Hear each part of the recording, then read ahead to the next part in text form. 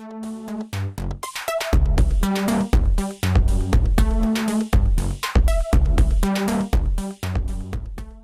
if I go over here, the on-off switch, if I double click that, you'll notice it'll take me into edit mode. If I get out of there for a second,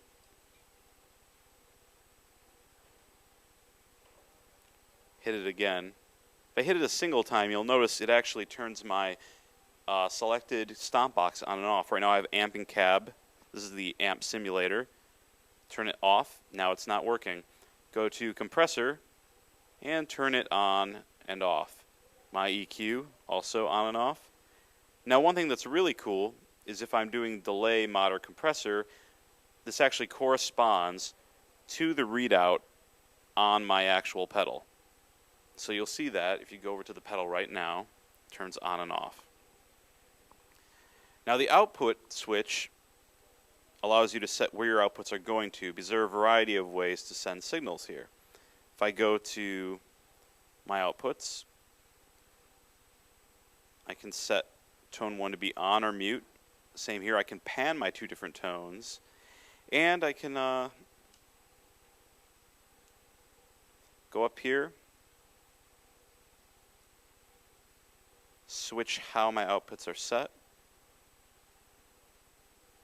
combo power amp, combo front, stack power amp, and it basically just sets up how the signal is going out to my amp or to my board. Now flipping over the Line 6 Pod X3 Live, I'm looking at the back side. There's a second pedal jack, so you can actually have either a foot switch or a second variable control pedal, so you could have your volume and wah or tweak on separate lines. Now guitar in is right here, followed by CD MP3 in. The CD MP3 in allows you to actually record loops, so you could actually play back with your favorite songs you're trying to learn. The live out are simply that. These are for sending to your amp or to a board. Your direct outs are your balanced outputs. These are going to go to your mixer board.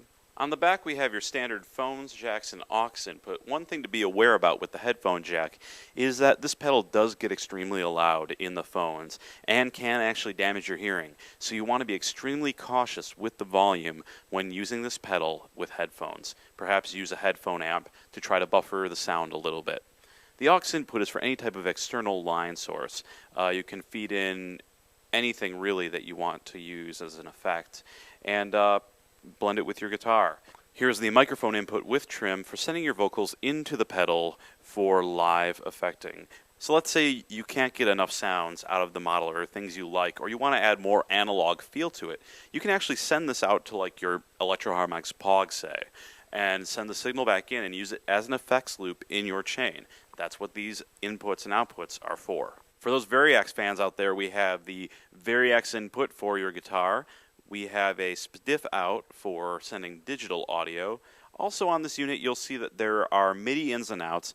This is for actually sending the signal to your computer and allowing your computer or your DAW to actually control and manipulate envelopes or parameters that are sent through MIDI information into the pedal. So if you go into your DAW, your Logic or your Ableton, you can actually set the CCs to correspond to the pedal and control those effects within the sequence of the timeline, so everything matches up. Finally, we have the USB jack. Now what this allows you to do is sync the X3 Live to your computer using their custom modeling software and actually rearrange your patches in a much easier to navigate environment. So if you're not playing out, you're not at your buddy's house, you're at home with your computer, you can actually go into the software, rearrange all the effects, and save your presets, and actually back them up to your computer in case you restore all the defaults by accident when you're playing out. You can go back home and reload everything from your computer and get back to square one where you started.